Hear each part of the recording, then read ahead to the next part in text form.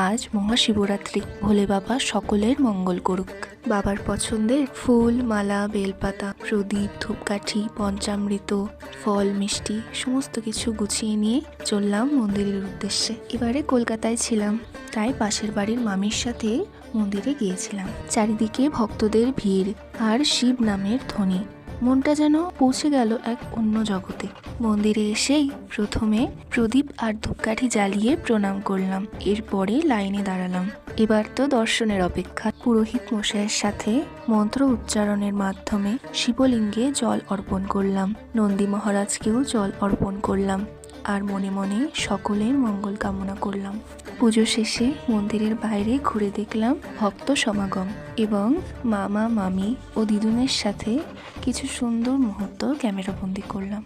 আজ ভগবানের কাছে একটাই প্রার্থনা, এভাবেই প্রতি বছর যেন সুন্দরভাবে ব্রত পালন করতে পারি। ঈশ্বরকে জানাই অসীম ধন্যবাদ।